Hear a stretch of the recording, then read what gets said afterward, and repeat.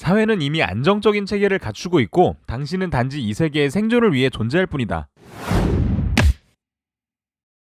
11명으로 구성된 축구팀에는 공격수, 미드필더, 수비수, 그리고 골키퍼가 있습니다. 각 포지션을 맡은 선수들은 소속팀의 승리를 위해 각자 역할을 다합니다. 사실 수비수 시오는 가끔 공격수가 되어 골을 넣는 상상을 하고는 합니다. 하지만 실제로는 수비수로서 주어진 포지션에 충실하죠. 시오가 공을 빼서 공격수에게 패스해줘야 팀이 승리할 수 있기 때문입니다. 사실 우리 사회도 이런 식으로 생겨나고 지금껏 유지되어 왔습니다. 여러분이 주어진 일을 열심히 해온 덕분에 말이죠. 그런데 정말 그런가요? 한번 생각해보죠. 사람들은 각자의 욕구를 위해 살아갑니다. 돈, 명예, 권력 등을 쟁취하기 위해 서로 속이고 다투기도 하지만 그럭저럭 잘 어울려 살아가기도 하죠. 수천 년의 역사에 걸쳐 사람들은 이렇게 살아왔습니다. 미국의 한 사회학자는 이러한 정반대의 상황이 공존하는 것이 너무 신기했고 사회를 형성하고 안정적으로 유지해주는 어떠한 메커니즘이 존재한다고 믿었습니다. 그리고 이를 연구한 끝에 간단 명료한 툴로 정리해냈죠. 칼 마르크스의 갈등론과 더불어 사회학 양대 산맥으로 평가받는 탈코트 파슨스의 구조기능주의 이론의 탄생입니다. 하버드 대학교에 처음 사회학과를 신설하고 미국 사회학회를 전세계 사회학의 주류로 이끈 위대한 사회학자 탈코트 파슨스. 파슨스는 남다른 이력을 갖고 있는데요. 사실 2학년 때까지 그는 생물학을 전공하고 있었습니다. 하지만 어느 날 사회학자 막스 베버의 저서를 접하고 사회학에 빠져들었고 사회학으로 전공을 바꿔 공부에 매진했죠.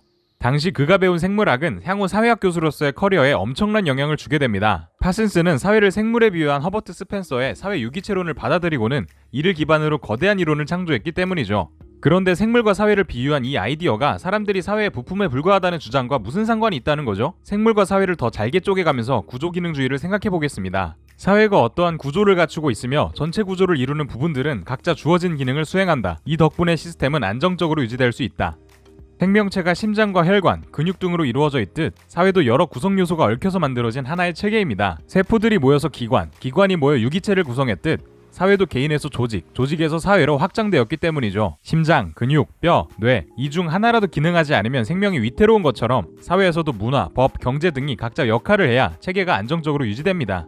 유기체와 사회를 동일시하자 사회체계의 생존과 안정에 대한 이해가 한결 쉬워졌습니다. 사회는 안정적인 체계를 갖추고 있고 당신은 단지 이 체계의 생존을 위해 존재할 뿐이다. 결국 내가 사회를 위해 살아주니까 이 시스템이 돌아간다는 뜻인데, 그런데 여러분들은 이런 의문이 드실 겁니다. 나는 나를 위해 존재하는 것이지 사회를 위해 사는 건 아닌 것 같은데? 맞습니다. 파슨스는 개인행위자들은 개별적으로 존재하고 단지 각자의 목표를 추구한다고 했죠. 하지만 사회에는 이 목표를 이루기 위한 여러 대안적 수단이 있습니다. 예를 들어 열심히 공부해 의대에 입학하여 의사가 되거나 오디션에서 실력을 인정받아 유명한 가수가 되는 것처럼 말이죠. 이처럼 각 행위자, 즉 우리는 자신만의 목표를 추구하기 위해 자발적이고 주관적인 결정을 내려 수단을 선택합니다. 파슨스는 이것을 행위한다 라고 표현하죠. 파슨스는 이에 착안하여 자원론적 행위 이론을 발표합니다. 자원론적 행위란 쉽게 말해 자기가 원해서 자발적으로 선택한 행위라는 뜻인데요. 하지만 이때 중요한 점은 우리의 주관적인 결정이 사실 오롯이 자유로운 결정은 아니었다는 것입니다. 우리의 행위는 반드시 두 가지 변수에 의해 영향받기 때문인데요. 목표와 수단에 영향을 미치는 상황 조건, 그리고 개인의 행위를 지배하는 외적 제약, 이 바로 그 변수입니다. 여기서 상황 조건이란 경제력, 교육 수준, 인맥 등 여러 가지가 있습니다. 흔히 말하는 금수저인지, 학벌이 좋은지, 도움이 되는 인맥이 많은지 등의 변수가 개인의 행위에 영향을 미칠 수밖에 없다는 것이죠. 두 번째로 외적 제약은 사회의 가치, 규범, 관념 등입니다. 저희가 베버의 프로테스탄트 윤리와 자본주의 정신 영상에서 설명했듯 부는 곧 구원의 증표라는 관념이 지배적인 문화에서 사람들은 근검절약해 부자가 되고자 했죠. 우리의 행동이 정말 이러한 변수의 영향을 받아온 것인지 토리의 예시를 통해 알아보겠습니다. 아이돌 연습생 토리는 데뷔 무대라는 수단을 통해 K-팝 스타의 꿈을 실현하려고 합니다. 유능한 멘토와 전문가를 보유한 소속사는 토리의 활동을 이끌어 주었고 한류 열풍의 주인공을 향한 사회적 위상은 힘든 연습생 생활을 버티도록 도왔죠. 토리는 결국 유명한 아이돌이 되어 빌보드 차트를 휩쓸었습니다. 다시 말해 여러분은 어떤 분야에서든 성공을 목표로 나름대로 수단을 선택하는 과정에서 알게 모르게 상황 조건과 외적 제약의 영향을 받아왔던 것입니다. 이렇게 보니 나의 행동을 결국 사회가 결정하는 것 같아 어쩐지 조금 서글프기도 합니다. 정말 내 모든 행위가 정해져 있던 것일까요? 그 사실이 내가 사회를 위해 존재한다는 뜬금없는 주장과는 무슨 상관이 있는 거죠? 파슨스는 인간의 모든 행위는 반드시 정해진 체계를 갖추고 있기에 그 체계만 이해하면 행위를 전부 설명할 수 있다고 믿었습니다. 그리고 이것을 말 그대로 행위체계라고 불렀죠. 파슨스는 개인의 행위체계가 반드시 4가지 구성 요소를 갖는다고 설명합니다. 유기체, 퍼스널리티 체계, 문화체계, 사회체계였죠. 이렇게 말하니 왠지 어려워 보이지만 사실은 이미 앞에서 설명한 내용에 틀만 씌웠을 뿐입니다.